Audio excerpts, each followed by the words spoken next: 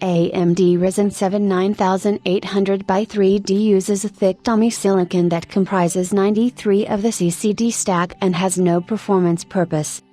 The CCD stack with 3D V-cache on the AMD Ryzen 7 9800 by 3D is only 40 to 45 micrometers in total, but the rest of the layers add up to a whopping 750 micrometers, which is entirely non-functional but is crucial for stability. AMD uses thick layers of non-functional silicon on the Ryzen 7 9800 by 3D's CCD with SRAM extending on the edges for a stable structure. AMD Ryzen 7 9800 by 3D's incredible gaming performance doesn't need an introduction. After introducing the 3D V-cache technology with the Ryzen 7 5800 by 3D, AMD, for the first time, changed how the 3D stack would sit on the substrate.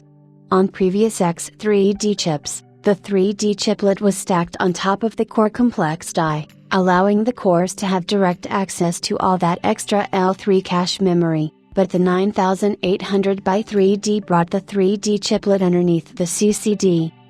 This small yet significant change resulted in lower temperatures and unlocked the AMD Ryzen 79800 by 3D's overclocking potential, allowing it to reach 4.7 GHz even at the base clock.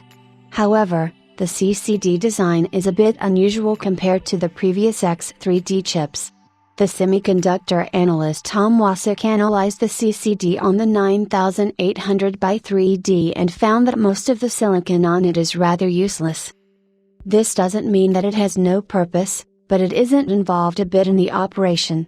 The CCD and SRAM silicon layers just measure 7.2 micrometers and 6 micrometers respectively, and the total die stack with interconnects and stuff measures just 40 to 45 micrometers.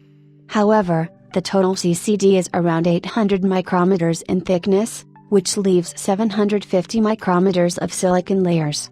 This thick layer doesn't contain any functional part but rather sticks to the stack to improve the structural support and provide more protection.